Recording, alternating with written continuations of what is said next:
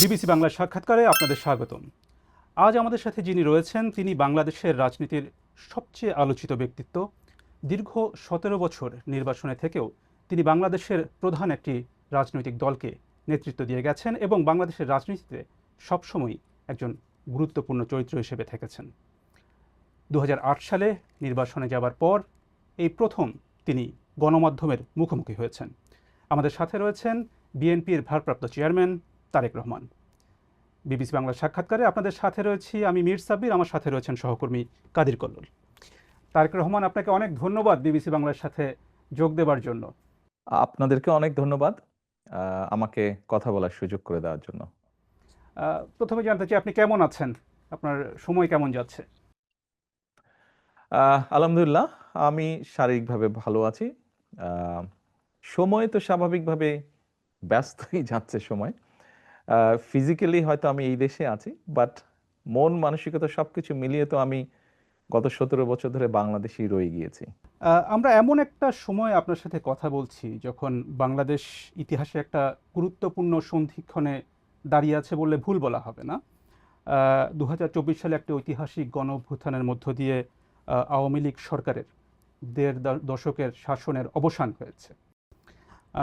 আর কয়েক মাসের মধ্যেই বাংলাদেশ একটি নির্বাচনের দিকে এগিয়ে যাচ্ছে। এর মধ্যে আপনি আপনার অনেক দলীয় অনুষ্ঠানে আপনি যোগ দিয়েছেন, কথা বলেছেন, নিয়মিতই কথা বলে যাচ্ছেন, কিন্তু গণমাধ্যমের সাথে আপনি এই দীর্ঘ সময় কথা বলেননি। এতদিন ধরে আপনি কথা বলেননি কেন? আহ, ব্যাপারটা বোধহয় এরকম না, ব্যাপারটা বোধহয় একটু ভিন্ন। আসলে আমি কথা ঠিকই বলেছি। আমি দীর্ঘ ১৭ বছর এখানে আছি এই দেশে প্রবাস জীবনে। তবে আমার উপরে যখন দলের দায়িত্ব এসে পড়েছে, তারপর থেকে আমি গ্রামে গঞ্জে আমার নেতাকর্মী সহ তাদের সাথে বিভিন্ন পর্যায়ে সাধারণ মানুষ যখন যেভাবে অংশগ্রহণ করেছে, আমি সকলের সাথে কথা বলেছি। আপনারা নিশ্চয়ই জানেন, বিগত স্বৈরাচার সরকারের সময় কোর্ট থেকে রীতিমতন একটা আদেশ দিয়ে আমার কথা বলার অধিকারকে বন্ধ করে দেওয়া হয়েছিল। আমি যদি গণমাধ্যমে কিছু বলতে চাইতাম, হয়তো গণমাধ্যমের ইচ্ছা ছিল ছাপানোর, গণমাধ্যম সেটি ছাপাতে পারতো না। আহ, আমি একবার প্রেস ক্লাবে কথা বলেছিলাম। তখন পরের দিন দেখলাম যে প্রেস ক্লাবে তখনকার যেই প্রেস ক্লাবের যারা সদস্য ছিলেন বা কমিটি ছিল, তারা তাদের মিটিং ডেকে একটি সভা করে তারা সিদ্ধান্ত নেয় যে তারা তখন আমাকে আইনের দৃষ্টিতে ফেরারি বলা হয়েছিল, যে সেরকম কোনো ব্যক্তিকে তারা প্রেস ক্লাবে কথা বলতে দিবে না। এভাবে তারা চেষ্টা করেছিল আমার কথা বন্ধ করে রাখতে। আমি কথা বলেছি সামাজিক মাধ্যম সহ বিভিন্ন পন্থায়, আমি পৌঁছানোর চেষ্টা করেছি, আমি ইনশাল্লাহ পৌঁছিয়েছি মানুষের কাছে। কাজে গণমাধ্যমে যে কথা বলিনি তা না, আমি কথা বলেছি, হয়তো আপনারা তখন কথা নিতে পারেননি অথবা শুনতে পারেননি, ইচ্ছা থাকলেও ছাপাতে পারেননি, হয়তো প্রচার করতে পারেননি, কিন্তু আমি বলেছি, আমি থেমে থাকিনি। আমি অবশ্য সাক্ষাৎকারের কথা বলছিলাম, যে প্রশ্নোত্তরের বিষয়টি, মানে বিশেষ করে গত এক বছরে বাংলাদেশে গণ অভ্যুত্থানের এক বছর পেরিয়ে গেছে যেমনটা বলছিলাম, এবং অনেকের ধারণা ছিল আওয়ামী লীগ সরকারের পতনের পর আপনি দেশে এসে সশরীরে দলের নেতৃত্ব দেবেন। এবং গত এক বছরে যে প্রশ্নটা বারবার ঘুরে ফিরে এসেছে এবং এখনও আসছে, যে আপনি এখনও দেশে ফেরেননি কেন? কেন আপনি এখনও দেশে ফেরেননি? কিছু সঙ্গত কারণে হয়তো আহ, ফিরাটা হয়ে ওঠেনি এখনো, তবে সময় তো চলে এসছে মনে হয়। ইনশাল্লাহ দ্রুতই ফিরে আসব। সেটা কবে আমরা কি জানতে পারি? আহ, দ্রুতই, মনে হয় দ্রুতই ইনশাল্লাহ। নির্বাচনের আগে কি তাহলে আপনি দেশে আসবেন এমন সম্ভাবনা তাহলে বলা যায়?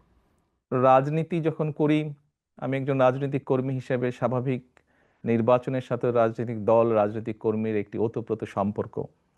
কাজেই যেখানে একটি প্রত্যাশিত জনগণের প্রত্যাশিত নির্বাচন হবে, সেই নির্বাচনের সময় কেমন করে দূরে থাকব? আমি তো, আমার সর্বোচ্চ চেষ্টা থাকবে, ইচ্ছা থাকবে, আগ্রহ থাকবে আহ, যেই প্রত্যাশিত নির্বাচন জনগণ চাইছে, সেই প্রত্যাশিত নির্বাচন যখন অনুষ্ঠিত হবে, জনগণের সাথে জনগণের মাঝেই থাকবো ইনশাল্লাহ। একটা বিষয় যেটা আপনার দল থেকে মাঝে দলের নেতাদের কেউ কেউ কখনো কখনো বলেছেন, যে একটা নিরাপত্তার শঙ্কার কথা বলেছেন আপনি না আসার পেছনে। আপনি কি কোনো ধরনের শঙ্কা বোধ করেছেন এর মধ্যে? আহ বিভিন্ন রকম শঙ্কার কথা তো আমরা অনেক সময় বিভিন্ন ব্যক্তির কাছে তো শুনেছি, সরকারেরও বিভিন্ন ব্যক্তির কাছ থেকেও তো অনেক সময় অনেক শঙ্কার কথা আহ, বিভিন্ন মাধ্যমে বিভিন্ন মিডিয়াতে প্রকাশিত হয়েছে। জুলাই গণ অভ্যুত্থানের প্রসঙ্গে একটু আসি। জুলাই গণ অভ্যুত্থানে আপনার ভূমিকা নিয়ে অনেক আলোচনা আছে। এটি মোটামুটি সব পক্ষই স্বীকার করে যে সেই সময়ে আপনার একটা সক্রিয় ভূমিকা ছিল। আবার আপনার দলের কোনো নেতা বা সমর্থক তারা এই অভ্যুত্থানের আপনাকে একমাত্র মাস্টারমাইন্ড হিসেবে আখ্যা দিয়েছেন। আপনি কি নিজেকে এই আন্দোলনের মাস্টারমাইন্ড হিসেবে দেখেন?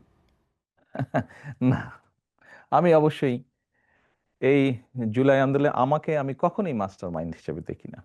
এই যে 5ই আগস্ট, যেই আন্দোলন, জুলাই আন্দোলন বলে যেটি বিখ্যাত বা যেটি সকলের কাছে গৃহীত, এই আন্দোলনটি সফল হয়েছে জুলাই মাসে, কিন্তু এই আন্দোলনটি প্রেক্ষাপট শুরু হয়েছে কিন্তু বহু বছর আগে থেকে। এই আন্দোলনে বাংলাদেশের গণতান্ত্রিক রাজনৈতিক দলগুলোর নেতাকর্মীরা, সেটি বিএনপি হোক বা অন্য রাজনৈতিক দলগুলো হোক, যারা গণতান্ত্রিক রাজনৈতিক দল, প্রত্যেকটি রাজনৈতিক দল বিভিন্নভাবে অবদান রেখেছে, বিভিন্নভাবে তাদের নেতাকর্মীরা নির্যাতিত হয়েছে। আমি মনে করি জুলাই আগস্ট মাসে এসে জনগণ সকল গণতান্ত্রিক রাজনৈতিক দলের সাথে অংশগ্রহণ করেছে। শুধু কি রাজনৈতিক দলের নেতাকর্মীরাই সেদিন ছিল মাঠে? অবশ্যই নয়। আমরা দেখেছি সেদিন মাদ্রাসার ছাত্ররা, তারা ছিলেন এই আন্দোলনের মাঠে। আমরা দেখেছি গৃহিণীরা পর্যন্ত রাস্তায় নেমে এসেছেন সন্তানের পেছনে। আমরা দেখেছি কৃষক, শ্রমিক, সিএনজি চালক, ছোট দোকান কর্মচারী বা দোকান মালিক থেকে আরম্ভ করে গার্মেন্টস কর্মী থেকে আরম্ভ করে তারা নেমে এসেছিলেন। আমরা দেখেছিলাম সামরিক বাহিনীর অবসরপ্রাপ্ত কর্মকর্তা কর্মচারীরা নেমে এসেছিলেন এই আন্দোলনে। এমন অনেক সাংবাদিক যারা স্বৈরাচারের অত্যাচারে নির্যাতিত হয়ে দেশ থেকে বাইরে চলে যেতে বাধ্য হয়েছিলেন, তারা সম্পৃক্ত হয়েছিলেন এই আন্দোলনে। কাজী কারো ভূমিকাকে আমরা ছোট করে দেখতে চাই না, খাটো করে দেখতে চাই না। আমি বিশ্বাস করি দৃঢ়ভাবে সমাজের দল মত নির্বিশেষে, শ্রেণী বিন্যাস নির্বিশেষে প্রত্যেকটি মানুষের অবদান আছে। এই আন্দোলন ছিল বাংলাদেশের জনগণের আন্দোলন, যারা গণতন্ত্রে বিশ্বাস করেন। এই আন্দোলনের মাস্টার মাইন্ড কোনো দল, কোনো ব্যক্তি নয়। এই আন্দোলনের মাস্টার মাইন্ড বাংলাদেশের গণতান্ত্রিকামী জনগণ। এ বিষয়ে যদি আপনার থেকে জানতে চাই যে হচ্ছে যে যখন আন্দোলনটা চলছিল, তখন যে আন্দোলনে যে ছাত্র নেতৃত্ব ছিল, তাদের সাথে আপনার কতটা যোগাযোগ ছিল? আপনার দলের সাথে তো নিশ্চয়ই যোগাযোগ ছিল, দলের নেতাকর্মীদের সাথে। অন্যদের সাথে আপনার কতটা যোগাযোগ ছিল? স্বাভাবিকভাবে আমি যেহেতু বাইরে থেকে কাজ করছি, আমাকে আহ, যোগাযোগটা অনলাইনের মাধ্যমে রাখতে হয়েছে। এবং সেই দিনগুলোতে আপনাদের নিশ্চয়ই মনে আছে যে টেলিফোন সিস্টেম বা অনলাইন সিস্টেমের কি অবস্থা করেছিল স্বৈরাচার। আপনি যোগাযোগের যেটি কথা বলেছেন, এই যোগাযোগটি প্রত্যক্ষ পরোক্ষ বিভিন্নভাবে আমাদেরকে করতে হয়েছে, বিভিন্ন মাধ্যমে করতে হয়েছে। যোগাযোগটা যে খুব স্মুথ সব সময় থেকেছে তা নয়। প্রত্যেকে সহযোগিতা করেছি আমরা। এই যে ছাত্র জনতার যে অভ্যুত্থান, সেটির পরে এটার কৃতিত্ব কার, সেটা নিয়ে বিভিন্ন পক্ষ দাবি করেছে। তাতে কি আপনার মনে হয় যে এর ফলে বিভিন্ন পক্ষের যে সংকীর্ণ স্বার্থ পূরণের চেষ্টা, সেটাই একটু বেশি প্রকট হয়েছে, এবং এখানে বিএনপির আসলে কোনো দায় আছে কিনা? দেখুন, ব্যাপারটা আমরা যদি একটু অন্যভাবে দেখি, বাংলাদেশের ইতিহাসে এখন পর্যন্ত এটি একটি অবিস্মরণীয় ঘটনা। এই আন্দোলন, মানুষের এই আত্মত্যাগ, সাধারণত কোনো রাজনৈতিক আন্দোলনে, স্বৈরাচার বিরোধী আন্দোলনে শিশু হত্যা হয় না, শিশু শহীদ হয় না, শিশু মৃত্যুবরণ করে না। বাট আমরা দেখেছি এই আন্দোলনে, স্বৈরাচারের এই আন্দোলনে যতটুকু আমার মনে আছে, প্রায় 63 জন শিশু শহীদ হয়েছে, মারা গিয়েছে। আমি আগেই বলেছি, আপনার আগের প্রশ্নের উত্তরে বলেছি যে এই আন্দোলনের ক্রেডিট দল মত নির্বিশেষে বাংলাদেশের জনগণের, কোনো একটি রাজনৈতিক দলের নয়। অনেকে হয়তো অনেক কিছু বলে থাকতে পারেন, ডিমান্ড করতে পারেন, সেটি তাদের অবস্থান। আমি বা আমার দলের অবস্থান হচ্ছে আন্দোলন হয়ে গিয়েছে, আন্দোলনের জনগণ সফলতা লাভ করেছেন। আন্দোলনে স্বাভাবিকভাবেই দুটো পক্ষ আছে। একটি পক্ষ হচ্ছে মানুষ শহীদ হয়েছে, 2000 মতন মানুষকে হত্যা করা হয়েছে আন্দোলনে। আবার আরেকটি পক্ষ হচ্ছে প্রায় 30,000-এর মতন মানুষ বিভিন্নভাবে ক্ষতিগ্রস্ত হয়েছেন, পঙ্গুত্ব বরণ করেছেন, অন্ধ হয়ে গিয়েছেন। আমার মনে হয় আমাদের উচিত হবে এখন, আমাদের সকলের উচিত হবে রাষ্ট্রসহ, সরকারসহ, রাজনৈতিক দলগুলোর যার যতটুকু সম্ভব সেই পরিবারগুলোর পাশে গিয়ে দাঁড়ানো, যতটুকু সহযোগিতা তাদেরকে করা যায়, যতটুকু সম্ভব তাদের পাশে দাঁড়ানো, তাদের তাদের তাদের এই আত্মত্যাগের প্রতি সম্মান জানানো। আগামী কয়েক মাস পরে নির্বাচনের কথা রয়েছে। নির্বাচনে বিএনপির প্রস্তুতি এবং কৌশল নিয়ে আমরা কথা বলবো। তো এই বিষয়ে আপনাকে প্রথম প্রশ্নটি করছেন আমার সহকর্মী কাদির কল্লোল। নির্বাচন প্রসঙ্গে যদি আসি, অন্তর্বর্তী সরকারের শুরু থেকেই দেখা গেছে যে বিএনপির পক্ষ থেকে দ্রুত নির্বাচন দাবি করা হয়েছে। সরকার গড়িমসি করছে, এ ধরনের অভিযোগও বিএনপির নেতারা করে আসছেন। তো এখন দেখা যাচ্ছে যে অন্তর্বর্তী সরকারের প্রধান উপদেষ্টা অধ্যাপক মোহাম্মদ ইউনূস এবং নির্বাচন কমিশন তারা ফেব্রুয়ারিতে একটা নির্বাচনের সময় দিয়েছেন। তো ফেব্রুয়ারিতেই নির্বাচন হবে, আপনাদের আস্থা কতটা আসলে তাতে? বিএনপি প্রথম থেকেই বলে আসছিল যে যত দ্রুত নির্বাচনটি হবে তত দ্রুত দেশের মধ্যে একটি স্থিতিশীলতা আসবে।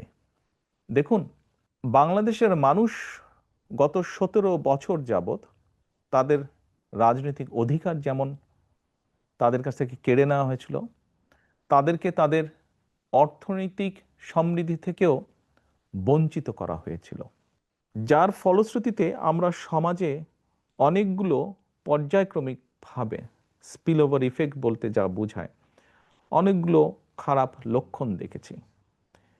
বেকার সমস্যা বেড়েছে, দারিদ্রতা বেড়েছে, শিক্ষা ব্যবস্থা ধীরে ধীরে ধ্বংস হয়ে গিয়েছে, চিকিৎসা ব্যবস্থা ধীরে ধীরে ধ্বংস হয়ে গিয়েছে, কৃষি ব্যবস্থা ধীরে ধীরে ধ্বংস হয়েছে।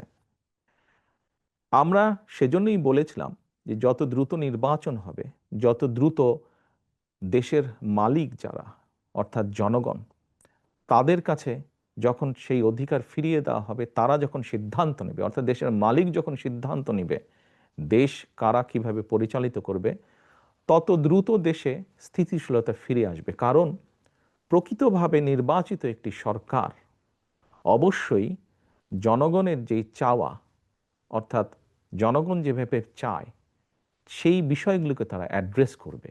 ইয়েস, একটি নির্বাচন হলেই যে সব রাতারাতি সব ঠিক হয়ে যাবে তা না। সমস্যাগুলোকে যখন আপনি অ্যাড্রেস করবেন, খুব স্বাভাবিকভাবেই ধীরে ধীরে সমস্যা কমতে শুরু করবে। আমরা আনন্দিত যে দেরিতে হলেও সরকার জিনিসটি উপলব্ধি করতে পেরেছেন। আমরা ডিসেম্বরের ভিতরে চেয়েছিলাম, ওনারা ফেব্রুয়ারির ভিতরে এখন নির্বাচনটি করতে চাইছেন। আমরা আস্থা রাখতে চাই যে সরকার সে ব্যাপারে সব রকম উদ্যোগ পর্যায়ক্রমিকভাবে গ্রহণ করবেন। এখন যেহেতু আপনারা বলছেন যে আপনারা আস্থা রাখতে চান, সেখানে নির্বাচন নিয়ে আপনার পরিকল্পনাটা কি? মানে এককভাবে বিএনপি নির্বাচন করবে, মানে দলগতভাবে, নাকি জোটবদ্ধভাবে আসন ভাগাভাগির মাধ্যমে নির্বাচন করবে? খুব ট্রিকি কোয়েশ্চেন একটু। দেখুন, আহ, আমরা প্রায় 64টি রাজনৈতিক দল বিগত স্বৈরাচারের সময় যার যার অবস্থান থেকে রাজপথে আন্দোলন গড়ে তোলার চেষ্টা করেছে। আমরা চেষ্টা করেছিলাম কম বেশি একসাথে কাজ করার জন্য। এমনকি আমরা যেই 31 দফা দিয়েছি রাষ্ট্র পুনর্গঠনের, এটি ছিল প্রথমে 2016 সালে আমরা দিয়েছিলাম শুধু বিএনপির পক্ষ থেকে। পরবর্তীতে ভিশন 2030 ছিল যেটা, পরবর্তীতে এটিকে আমরা কিছুটা আরো একটু ডেভেলপ করি, আমরা 27 দফা দিয়েছিলাম। পরবর্তীতে আমরা আমাদের সাথে যেই রাজনৈতিক দলগুলো আছে তাদের সাথে পরামর্শ করে সকলের মতামত নিয়ে আমরা 31 দফা দিয়েছি। কারণটি হচ্ছে যে দলগুলোকে আমরা পেয়েছি আমাদের সাথে রাজপথের আন্দোলনে, আমরা চাই সকলকে সাথে নিয়ে রাষ্ট্র পুনর্গঠন করতে, সকলের মতামতকে সাথে নিয়ে আমরা রাষ্ট্র পুনর্গঠন করতে চাই। সেখানে তাহলে মানে যারা আন্দোলন করেছে তারাই, নাকি মানে মিত্র কারা হবে আসলে, কারা সাথে থাকবে আপনাদের নির্বাচনকে সামনে রেখে? ওই যে বললাম, কম বেশি সকলকে নিয়ে আমরা রাষ্ট্র গঠন করতে চাই। কিন্তু দেখা গেছে যে জামায়াতে ইসলামী তারা কিছু দলকে নিয়ে বিএনপি বিরোধী একটি জোট করার ইঙ্গিত দিচ্ছে। সেটিকে মানে মানে আপনারা কি উদ্বেগ হিসেবে দেখেন? মানে আপনারা কিভাবে দেখেন সেটা? দেখুন, কোনো দল বা সমষ্টিগতভাবে কোনো দল যদি বাংলাদেশের যে আইন আছে, বৈধ আইন আছে বাংলাদেশের, যেহেতু সংবিধান এখনো যেটি আছে, এই সব কিছুর ভেতরে থেকে, অর্থাৎ মানুষের সমর্থন গ্রহণযোগ্যতা সবকিছুর ভেতরে থেকে যারা রাজনীতি করবে তারা করতেই পারে। এটাতে তো কোনো সমস্যা বা উদ্বেগের কোনো কারণ আমি দেখি না। সেখানে যদি তারা একটি আলাদা জোট করে, সেটি কি আপনাদের জন্য কোনো চ্যালেঞ্জ তৈরি করবে? না, কেন? ইলেকশন হলে তো ইলেকশনে প্রতিযোগিতা থাকতেই পারে, প্রতিদ্বন্দ্বিতা থাকতেই পারে। এতে উদ্বেগের কি আছে? বিএনপি তো আগেও নির্বাচন করেছে, বিভিন্ন সময় বিএনপি নির্বাচন করেছে, কম্পিটিশন করেই বিএনপি নির্বাচন করেছে, প্রতিযোগিতা করেছে। উদ্বেগের কিছু নাই তো। মনোনয়নের প্রশ্নে যদি আসি, সেখানে আপনাদের কৌশলটা কি হবে? এর আগে বিভিন্ন সময় নির্বাচনগুলোতে মানে পেশি শক্তির প্রভাব, টাকার প্রভাব, পারিবারিক বিষয় বিবেচনা, এই বিষয়গুলো বিভিন্ন সময় অভিযোগ আছে। এবার ভিন্ন কি হবে আসলে? আমরা কখনোই, আপনি যেই বিষয়গুলো বললেন, আমরা কখনোই এইসব বিবেচনায় নিয়ে কখনোই আমার দল নমিনেশন ব্যাপারে সিদ্ধান্ত নেয়নি। আমাদের নমিনেশনের ব্যাপারে সিদ্ধান্ত সবসময় কম বেশি যা ছিল বা ভবিষ্যতে আমরা যেটিকে মূল্যায়ন করব, সেটি হচ্ছে অবশ্যই কোন একটি পার্টিকুলার এলাকা থেকে আমরা আমাদের দলের এমন একজন ব্যক্তিকেই নমিনেশন দিতে চাইব যে ওই এলাকার সমস্যা সম্পর্কে সচেতন আছে, যার সাথে ওই এলাকার মানুষের সম্পৃক্ততা আছে, উঠা বসা আছে, যে ওই এলাকার মানুষের সমস্যার সমাধান করতে সক্ষম, যে ওই এলাকার বিভিন্ন শ্রেণীর মানুষ, তরুণ, নারী, মুরব্বী সহ ছাত্র ছাত্রী, সবার সাথে যার একটা কমিউনিকেশন আছে, এই ধরনের মানুষকেই আমরা প্রায়োরিটি দিব। খুবই স্বাভাবিক। অর্থাৎ যার প্রতি জনসমর্থন আছে, যে জনসমর্থনকে তার সাথে রাখতে পারে, জনগণের যার প্রতি সমর্থন আছে, সেরকম মানুষকে দেখেই আমরা নমিনেশন দেব। সেখানে তৃণমূলের মতামত কতটা প্রাধান্য পাবে? অভিযোগ যে তৃণমূলের মতামত প্রাধান্য কম পায়। না, ব্যাপারটা এরকম না। দেখুন, গণতন্ত্রে স্বাভাবিক যেখানেই গণতন্ত্র আছে, সেখানে মতামত থাকতেই পারে, বিভিন্ন রকম মতামত, অভিযোগ।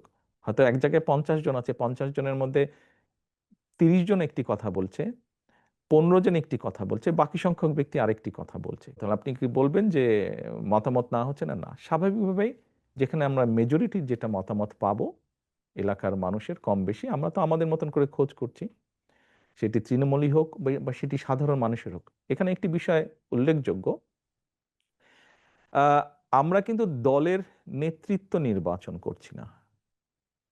আমরা নির্বাচন করছি এমন একজন ব্যক্তিকে যে শুধু দলেরই সমর্থন নয়, বরং দলমত নির্বিশেষে ওই এলাকার অধিকাংশ মানুষের সমর্থন যার প্রতি আছে, আমরা এরকম একজন মানুষকে বের করে আনতে চাইছি, এরকম একজন মানুষকে আমাদের দলের মনোনয়ন দিতে চাইছি। শুধু দল দিয়ে তো নির্বাচন হবে না, নির্বাচনে তো সাধারণ মানুষের অংশগ্রহণ থাকে, বিভিন্ন মানুষের অংশগ্রহণ থাকে। কাজেই যার সমর্থন আমরা খুঁজে বের করার চেষ্টা করছি, যার প্রতি বিভিন্ন শ্রেণী পেশার মানুষের সমর্থন আছে, শুধুমাত্র দলীয় সমর্থন নয়, এরকম মানুষ। নির্বাচন প্রসঙ্গে আপনার কাছে জানতে চাই যে আগামী নির্বাচনে আপনার ভূমিকা কি হবে? আপনি কি সরাসরি নির্বাচন করছেন? আপনাকে কি আমরা প্রধানমন্ত্রী পদের প্রত্যাশী হিসেবে দেখতে পাবো নির্বাচনে? আমার মনে হয় আপনি প্রথম দিকে বোধহয় একটা প্রশ্ন করেছেন, আমি ওখানে বলেছিলাম যে স্বাভাবিক আমি একজন রাজনৈতিক দলের সদস্য, একজন রাজনৈতিক কর্মী। আমি নির্বাচনের সাথে তো রাজনৈতিক দল এবং রাজনৈতিক কর্মীর ওতপ্রোত সম্পর্ক। কাজেই নির্বাচন যেখানে একটি আহ, মানে জনগণের সম্পৃক্ত এরকম একটি নির্বাচন হবে, সেখানে তো অবশ্যই আমি নিজেকে দূরে থাকতে পারবো না, আমাকে আসতেই হবে। স্বাভাবিকভাবেই আহ, মাঠেই ইনশাল্লাহ থাকবো আমি। আপনি আপনার প্রশ্নের পরের যে অংশটি ছিল, দেখুন, আমি মনে করি এটির সিদ্ধান্ত বাংলাদেশের জনগণের, এটি তো আমার সিদ্ধান্ত না, এটি সিদ্ধান্ত নেবে বাংলাদেশের জনগণ। কিন্তু আপনি নির্বাচনে অংশ নেবেন কিনা সেই সিদ্ধান্ত তো আপনাকে নিতে হবে। না না, সেটি তো নিব, কেন নিব না, অবশ্যই নিব। আপনি নির্বাচনে অংশ নিচ্ছেন তাহলে? জি ইনশাল্লাহ।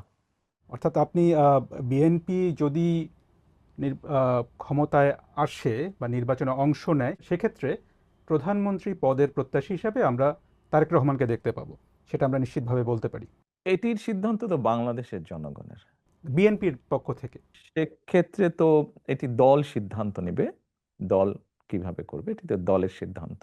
আহ, সাবেক প্রধানমন্ত্রী এবং আপনাদের দলের চেয়ারপারসন খালেদা জিয়া, আহ, তিনি কি এই নির্বাচনে কোনো ভূমিকায় থাকবেন? তাকে কি আমরা নির্বাচনে কোনো ভূমিকায় দেখতে পাবো? আপনি এমন একজন মানুষের কথা বলেছেন, যেই মানুষটি বাংলাদেশের গণতন্ত্র যতবার গণতান্ত্রিক অধিকার, জনগণের গণতান্ত্রিক অধিকারকে হরণ করা হয়েছে, প্রতিবার উনি অবদান রেখেছেন সেই গণতন্ত্রকে পুনঃপ্রতিষ্ঠিত বা পুনরুদ্ধার করার জন্য। এবারও আপনাদের সকলের চোখের সামনেই ঘটেছে যে কিভাবে স্বৈরাচারের সময় তার উপরে অত্যাচারের খড়গ হস্ত নেমে আসে, কিন্তু উনি আপোস করেননি।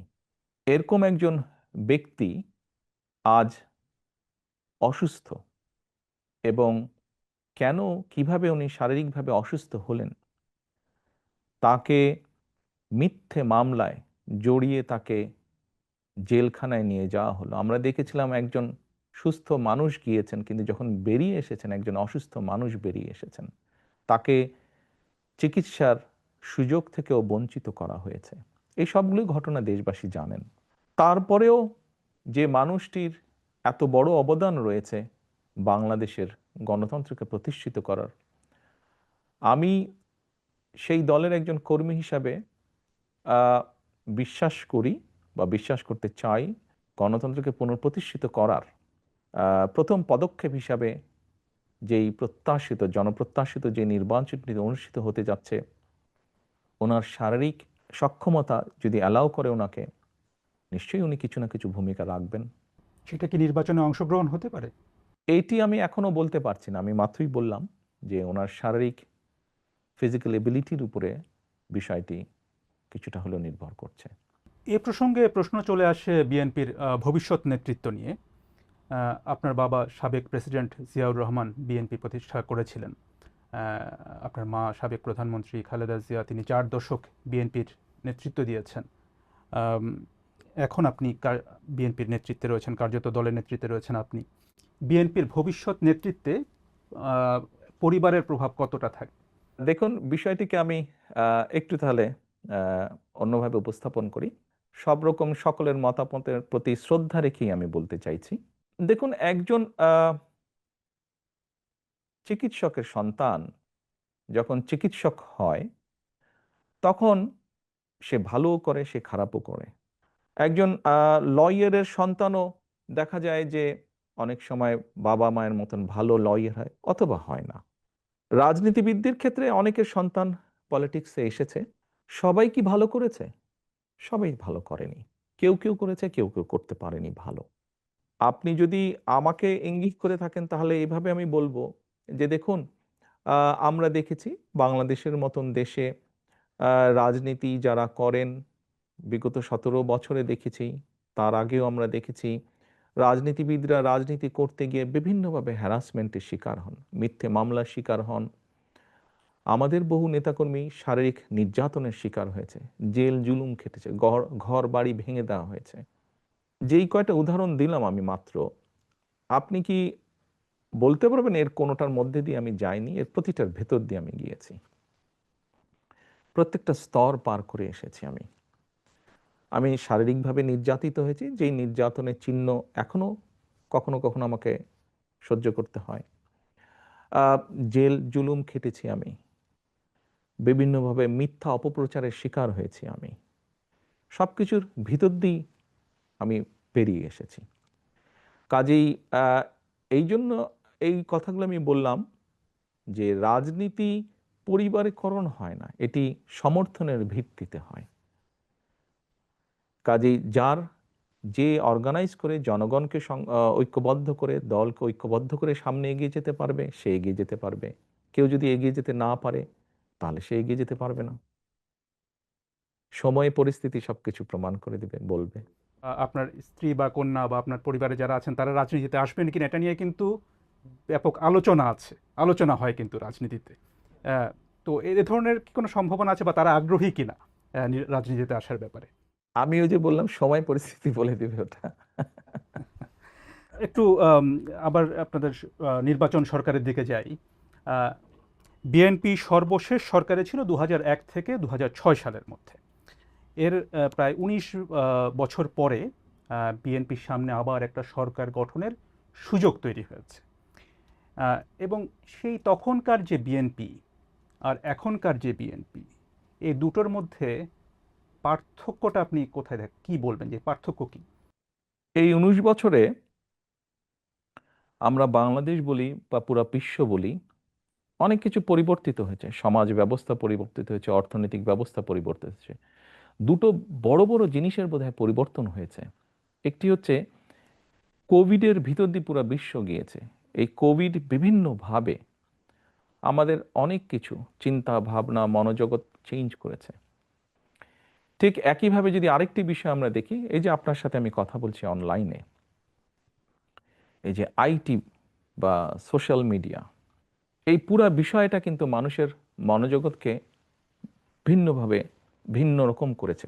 অনেক ক্ষেত্রে একটা একটা একটা মনোজগতে একটা প্রভাব বিস্তার করেছে। খুব স্বাভাবিকভাবে আপনি যেই সময়ের কথা বলেছেন সেই সময় এই বিষয়গুলো হয়তো সেভাবে ছিল না। তো স্বাভাবিকভাবেই এই সব কিছু বিবেচনা করে সামনের দিনগুলোতে আমাদেরকে এই বিষয়গুলোকে গুরুত্ব রেখে বিভিন্ন বিষয়ে চিন্তা ভাবনা করতে হচ্ছে। আমরা সেভাবে চিন্তা ভাবনা করে আমাদের প্ল্যান প্রোগ্রাম বিষয়গুলোকে আমরা সাজাচ্ছি। সেই সময় থেকে 19 বছর আগে আমাদের যেসব প্ল্যান প্রোগ্রাম ছিল তার থেকে কিছুটা পরিবর্তন হবে, কিন্তু ওই যে বেসিক যে জিনিসটা, সেটা হচ্ছে মানুষের বেটারমেন্ট, মানুষের ভালো ভালো কিছু করার জন্য, মানুষ যাতে আজকে যেমন আছে আগামীকাল যাতে একটু বেটার থাকতে পারে। কিভাবে সেটা করা যেতে পারে, কে কোন শ্রেণী কিভাবে একটু বেটার থাকতে পারে, সেটাই থাকবে আমাদের সবচেয়ে প্রায়োরিটি ইস্যু। বিগত যখন বিএনপি সরকারে ছিল তখন অনেক বিষয় নিয়ে আলোচনা সমালোচনা ছিল, তার মধ্যে একটা বড় বিষয় ছিল দুর্নীতির অভিযোগ। সরকারে যারা ছিলেন তাদের অনেকের বিরুদ্ধে বা সেই সময় যেভাবে দুর্নীতি হচ্ছিল বিভিন্ন জায়গায়, আপনার নিশ্চয়ই মনে আছে যে দুর্নীতির সূচকে বাংলাদেশের অবস্থান নিয়ে তখন অনেক সমালোচনা হয়েছিল। এ ধরনের পরিস্থিতি যে আর হবে না, এই বিষয়ে আপনি ভোটারদেরকে কিভাবে আশ্বস্ত করবেন? দেখুন, আপনি যে কথাটি বললেন দুর্নীতিতে চ্যাম্পিয়ন, 96 সাল থেকে 2001 পর্যন্ত আওয়ামী লীগ সরকার ছিল সেই সময়। আমরা 2001-এর 1 অক্টোবরে সরকার গঠন করি। সরি, 10ই অক্টোবরে, 1 অক্টোবর নির্বাচন হয়েছিল। খুব সম্ভবত 10ই অক্টোবরে সরকার গঠন করি। এর বোধহয় কিছুদিন পরে একটি সূচক বের হলো টিআইবির, যে মানে 2-3 মাস পরে বোধহয় একটি সূচক বের হলো, যে এরকম একটি সূচক বের হলো। নিশ্চয়ই মাত্র নির্বাচিত একটি সরকারের পক্ষে তো ভালো মন্দ কোনো কিছুই 3 মাসে করা সম্ভব নয়। খুব স্বাভাবিকভাবেই যেই সূচকটি হয়েছিল সেটি তার আগে, আমাদের আগে যে সরকারটি ছিল তারা যে 5 বছর যা করেছে তার উপর ভিত্তি করেই সেই সূচকটি তারা তৈরি করেছে। আপনি যদি 1 থেকে 2006 অর্থাৎ বিএনপি সরকার গঠন করার পরে বিএনপি তত্ত্বাবধায়ক সরকারের কাছে যখন হ্যান্ডওভার করে দিল, আপনি যদি সেই সংস্থা টিএবি নামক সেই সংস্থাটার রিপোর্টই যদি আপনি দেখেন, তাহলে দেখবেন পর্যায়ক্রমিকভাবে, কিন্তু এটি আমার কথা না, এটি তাদের পরিসংখ্যানের কথা, পর্যায়ক্রমিকভাবে কিন্তু নেমে এসেছে। হ্যাঁ, আমি অ্যাডমিট করছি পুরাপুরি হয়তো আমরা করতে পারিনি, বাস্তবতা তো বুঝতে হবে। এটি একটি সামাজিক ব্যাধিতে পরিণত হয়েছে। কাজেই এইটি মানুষকে বুঝিয়ে বুঝিয়ে বুঝিয়ে বুঝিয়ে আস্তে আস্তে করতে হবে, জিনিসটি সময় লাগবে। আমি এখন যত কথাই বলি না কেন, বাস্তবতা হচ্ছে এই বিষয়টি যেহেতু সময় লাগবে, আমাদেরকে কাজ দিয়ে প্রমাণ করতে হবে। সেজন্যই আমি ভোটারদেরকে এতটুকু বলতে পারবো, আমরা যদি সুযোগ পাই, জনগণ যদি আমাদেরকে সেই সুযোগ দেন, তাহলে আমাদের সর্বোচ্চ চেষ্টা থাকবে আমরা যাতে একটি এমন অবস্থা তৈরি করতে পারি যেখানে কিছুটা হলেও আমরা বহির্বিশ্বে বিশ্বের অন্য দেশের সামনে কিছুটা হলেও যাতে সম্মানের সাথে মাথা উঁচু করে কথা বলতে পারি। এ প্রসঙ্গে এই যে 5ই আগস্টের পরে যে বিএনপির অনেক নেতাকর্মীর বিরুদ্ধে এরই মধ্যে চাঁদাবাজি বা দখলের মতো নানা অভিযোগ এসেছে আপনি জানেন, এবং আপনাদের দল থেকে অনেকে বহিষ্কার করা হয়েছে, এটা ঠিক। আবার একই সাথে এটা ঠিক যে এই অভিযোগগুলো কিন্তু বারবার আসছে। আহ, তো এটা থামানো যাচ্ছে না কেন? আপনার প্রতি সম্মান রেখে আপনার সাথে এগ্রিও যেমন করব, আবার এখানে অন্য একটি বিষয় আমি তুলে ধরতে চাইবো। এর মধ্যে নিশ্চয়ই আপনারা বিভিন্ন সংবাদ মাধ্যমে দেখেছেন যে আমরা প্রায় 7,000-এর মতন আমাদের নেতাকর্মীর বিরুদ্ধে আমরা কিছু সাংগঠনিক ব্যবস্থা গ্রহণ করেছি। কিন্তু এই 7,000-এর সবাই কিন্তু আপনি যে অভিযোগ করলেন এই অভিযোগের সাথে জড়িত নয়। অন্য 7,000-এর মধ্যে এমন অনেক বিষয় আছে যারা অন্য সাংগঠনিক বিষয়ের সাথে জড়িত। এটি গেল একটি বিষয়। দ্বিতীয় বিষয়টি হচ্ছে আমাদের কাছে এরকম যখন অনেক অভিযোগ এসেছে, আমরা অভিযোগগুলো তদন্ত করেছি। তদন্ত করার পরে আমরা বেশ কিছু বিষয় পেয়েছি। যেমন আমি দু একটি উদাহরণ দিয়ে আপনাকে বলি। যেমন ধরেন, দুই ভাই, কোনো একটি এলাকায় দুই ভাই আছে। দুই ভাইয়ের মধ্যে পারিবারিক সম্পত্তি, সহায় সম্পত্তি নিয়ে একটি সমস্যা আছে। আহ, এক ভাই বিগত যে স্বৈরাচার, পলাতক স্বৈরাচার, তাদের কারোর সাথে এক ভাইয়ের খুব ভালো সম্পর্ক। তার ফলে সে সেই স্বৈরাচারের যে দোসর, যার সাথে এই এক ভাইয়ের সম্পর্ক, সে তার ইনফ্লুয়েন্সটি ব্যবহার করে অন্য ভাইয়ের সম্পত্তিও জোর করে দখল করে রেখেছে। এখন 5 তারিখের পরে যে ভাই স্বৈরাচারের দোসরকে ব্যবহার করেছিল সেই দোসরও তো পালিয়ে গিয়েছে।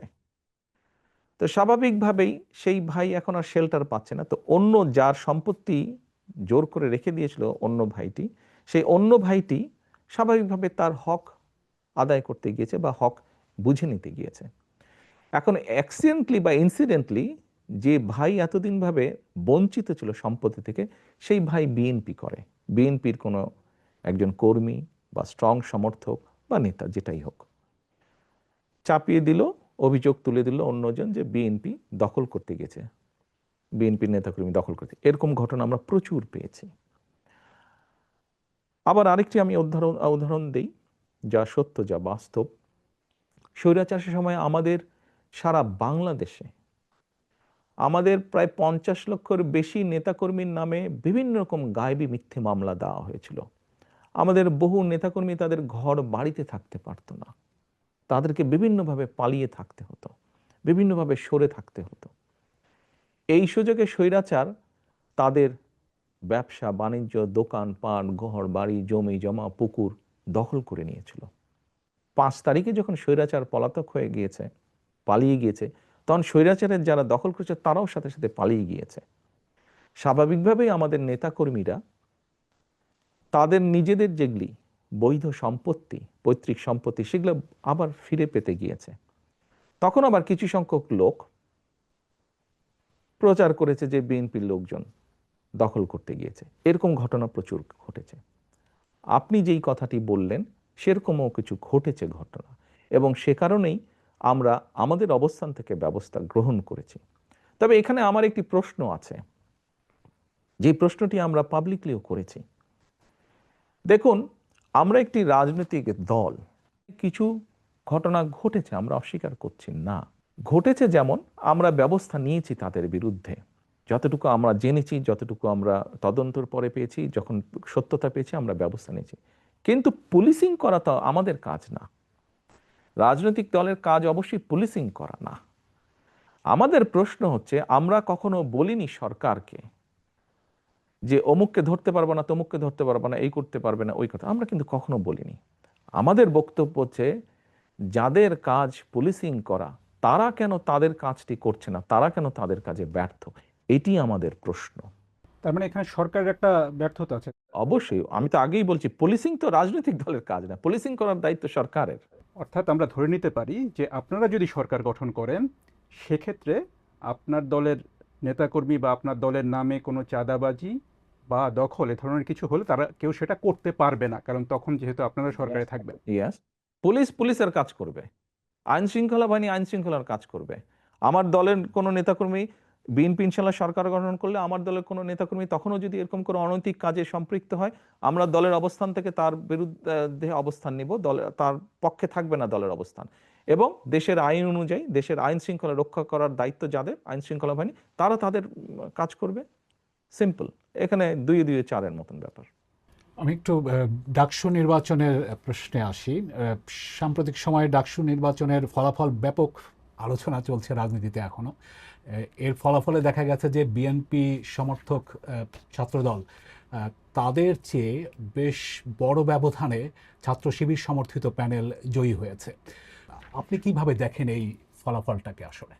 আমি মনে করি গণতান্ত্রিক যাত্রার একটি ভালো উদ্যোগ, এটি ভালো সূচনা। এটি গেলে 1 নম্বর। দ্বিতীয় বিষয়টি হচ্ছে, যারা জয়ী হয়েছেন বা এরকম আরো ভবিষ্যতে যারা জয়ী হবেন তাদের প্রতি শুভেচ্ছা, এবং যারা ভবিষ্যতে জয়ী হবেন তাদের প্রতি অগ্রিম শুভেচ্ছা রইল। তৃতীয় বিষয়টি হচ্ছে, দেখুন, একটা অগ্রযাত্রা শুরু হলো, কিন্তু আমরা চাইছিলাম না যে কোনো বিতর্কের মধ্যে এগুলা পড়ুক। আমরা আশা করব যে পরবর্তীতে যেগুলো হবে সেগুলো বিতর্কবিহীন হবে নির্বাচনগুলো। এই নির্বাচনের ফলাফল, মানে ডাকসুর নির্বাচনের ফলাফল, এটা কি জাতীয় রাজনীতিতে কোনো প্রভাব ফেলতে পারে আগামী নির্বাচনকে সামনে রেখে? আপনার কি মনে হয়? আপনি কি মনে করেন সেটা? আমি যেটা দেখলাম বিভিন্ন মিডিয়াতে, কিছু ব্যক্তি, যেমন মান্না ভাই, উনি তো বোধহয় 2বার ভিপি ছিলেন, আমার থেকে অনেক অভিজ্ঞতা সম্পন্ন রাজনীতিবিদ। আমরা যদি ওনার বক্তব্য শুনে থাকি বা ধরে থাকি, তাহলে তো আমি মনে করি না কোনো কারণ আছে। ছাত্র রাজনীতি ছাত্র রাজনীতির জায়গায়, জাতীয় রাজনীতি জাতীয় রাজনীতির জায়গায়। এখন যে সক্রিয় দলগুলো আছে তাদের মধ্যে জামায়াত ইসলামীর প্রশ্নে যদি একটু আসি, যে জামায়াত ইসলামীকে ঘিরে বিএনপির নেতাদের অনেক সমালোচনা করতে দেখা যাচ্ছে গত সাম্প্রতিক সময়ে। তো জামায়াত ইসলামী সম্পর্কে আপনার মনোভাবটা কি আসলে? বিষয়টা হচ্ছে যে, দেখুন, বাংলাদেশের স্বীকৃত যে নিয়ম কানুন, আইন কানুন আছে, এগুলোর ভিতরে থেকে যদি কেউ কেউ যদি রাজনীতি করে, অবশ্যই করতে পারে। বিএনপি সবসময় বহুদলীয় রাজনীতিতে বিশ্বাস করে। কাজেই বিষয়টি আমরা এভাবেই দেখতে চাই। রাজনীতি করার, দেশের যে নিয়ম কানুন আইন কানুন আছে তার ভিতরে থেকে যারা রাজনীতি করবে, অবশ্যই সবার রাজনীতি করার অধিকার আছে, এবং আমরা তো চাই সবাই রাজনীতি করুক। বহুদলীয় রাজনীতিতে আমরা বিশ্বাস করি। জামায়াতে ইসলামী তো বিএনপির সাথে এক সময় মিত্র ছিল। বাংলাদেশের স্বাধীনতা যুদ্ধে তাদের বিরোধী ভূমিকা নিয়ে কিন্তু বিএনপি নেতারা এখন অনেকেই প্রশ্ন তুলছেন, সামনে আনছেন। কিন্তু বিএনপি আবার তাদের সাথে সরকারও গঠন করেছিল একটা সময়। 2024 সালে স্বৈরাচার যেই হত্যাগুলো করেছে, দেশ স্বাধীনের পরে যখন তারা সরকার গঠন করেছিল, ক্ষমতায় ছিল, তখনও যে সকল লুটতারাজ তারা করেছে, খুন গুম তারা করেছে, বিগত 17 বছর খুন গুম তারা যা করেছে, এর জবাব যেরকম তাদেরকেই দিতে হবে তাদেরটা, ঠিক একইভাবে 71 সালে কোনো রাজনৈতিক দল যদি তাদের কোনো বিতর্কিত ভূমিকা থেকে থাকে, তাহলে তাদের জবাব তারাই দিবেন। ওটা তো আর আমি দিতে পারবো না। আমারটা আমি দিতে পারবো, অন্যেরটা তো আমি দিতে পারবো না। আপনি জুলাইয়ের সময়ের কথা বলছিলেন, সেই সময়ের হত্যাকাণ্ডের কথা বলছেন। সেই জুলাই গণঅভ্যুত্থানে ক্ষমতাচ্যুত আওয়ামী লীগ, তাদের ব্যাপারে আপনাদের বা বিএনপির অবস্থানটা কি আসলে? দেখুন, আমি 17 বছর যাবৎ প্রবাস জীবনে আছি।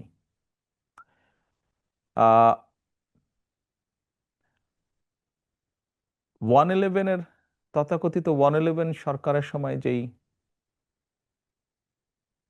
শারীরিক নির্যাতন আমার উপরে হয়েছিল, তারপরে চিকিৎসার জন্য আমি এই দেশে আসি। আমি যখন এখানে আসি, আমার ভাইকে আমি রেখে এসেছিলাম, ছোট ভাইকে। আমি যখন এই দেশে আসি, আমার সুস্থ মাকে আমি রেখে এসেছিলাম। একটি ঘর রেখে এসেছিলাম, যেই ঘরে আমি এবং আমার ছোট ভাই বড় হয়েছি, যেই ঘরে আমার বাবার স্মৃতি ছিল, যেই ঘরে আমাদের দুই ভাইয়ের সন্তানরা জন্মগ্রহণ করেছিল, যেই ঘরে আমার মায়ের বহু স্মৃতি ছিল, সেই স্মৃতিগুলোকে ভেঙে চুরে ধুলায় মিশিয়ে দেওয়া হয়েছে। যে ভাইকে আমি রেখে এসেছিলাম সেই ভাই এখন আর নেই। যেই সুস্থ মাকে রেখে এসেছিলাম সেই সুস্থ মা এখন সুস্থ নেই। শুধু অসুস্থই নন, ওনার উপরে মানসিক এবং শারীরিক নির্যাতনও করা হয়েছে। আমি আমার পরিবারের যেই কাহিনী আপনাদের সামনে তুলে ধরলাম,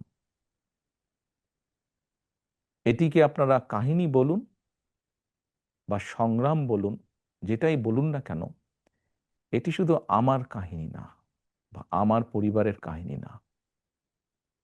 এরকম কাহিনী বাংলাদেশের শত না হাজার হাজার পরিবারের, বা যেই পরিবারের বাবা, যেই পরিবারের ভাই, যে পরিবারের স্বামী, তার ঘরবাড়ি ধ্বংস করে দেওয়া হয়েছে, হ্যান্ডকাফ পরা অবস্থায় হাসপাতালের বারান্দায় মারা গিয়েছে, তা না হলে হ্যান্ডকাফ পরা অবস্থায় জেলের ভিতরে মারা গিয়েছে, সহায় সম্পত্তি ধ্বংস করে দেওয়া হয়েছে। এই সকল অন্যায়, এই সকল হত্যা, এই সকল নির্যাতনের জন্য যারা দায়ী, যারা এসবের হুকুম দিয়েছে, তাদের প্রত্যেকের বিচার হতে হবে। এটি প্রতিশোধের কোনো বিষয় নয়, এটি ন্যায়ের কথা, এটি আইনের কথা। অন্যায় হলে তার বিচার হতে হয়। কার সম্পর্কে কি মনোভাব সেটি গুরুত্বপূর্ণ নয়। এখানে একটা বিষয় আলোচনায় এসছে যে যারা অপরাধী তাদের বিচার হবে, কিন্তু দল হিসেবে আওয়ামী লীগ তাদের রাজনীতিতে অংশগ্রহণ করতে পারা না পারার প্রশ্ন। বিএনপিরও অনেক নেতা অনেক সময় বলেছেন যে কোনো রাজনৈতিক দলকে নিষিদ্ধ করার পক্ষে তারা নন।